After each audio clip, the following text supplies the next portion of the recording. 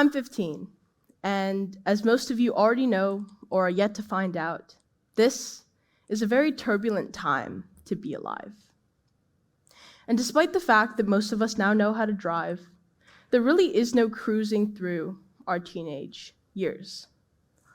We often find ourselves living for other people to see, like celebrities on TV, saying what others want to hear, waiting to be free enough to wear our hearts on our sleeves.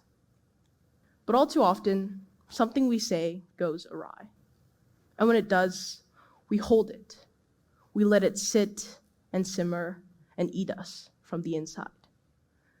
We label that feeling as regret. But why does it always feel like so much more than a word can describe?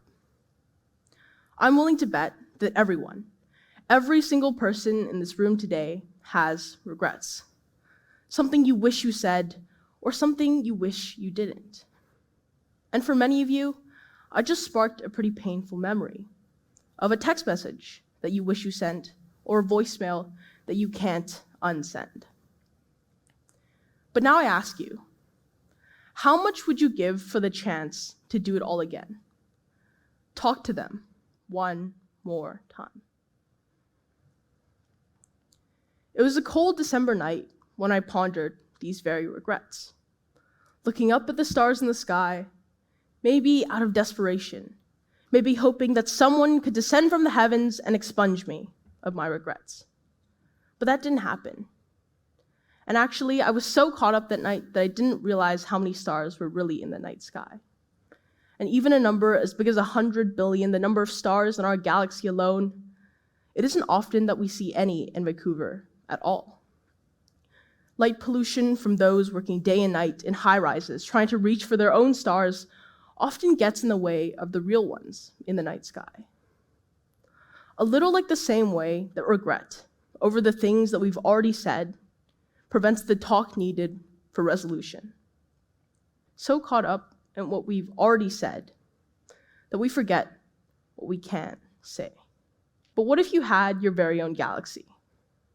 One where every star was a word curated by you, planets being punctuation there to fill in the gaps. That galaxy being the thing that you leave behind, your legacy. Would that change the way you think about the words that you say?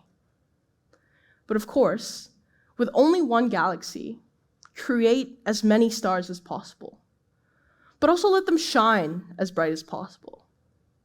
And even the seemingly contradictory nature of those two phrases is an analogy for life, a delicate balance of quality and quantity. So take it from me, a 15-year-old that you met less than 5 minutes ago. Always say what you mean, but also never take a single word for granted. People often tell me that my head is lost in the clouds, but I think that's a good thing, because it means I have a lot to share, but a lot of stars to bear. But nothing is infinite. And even a number as big as 200 billion trillion, the number of stars in our universe, there will always be one last star to count. So the next time you talk, watch as your stars undock and sail away like spring flocks on a flyaway.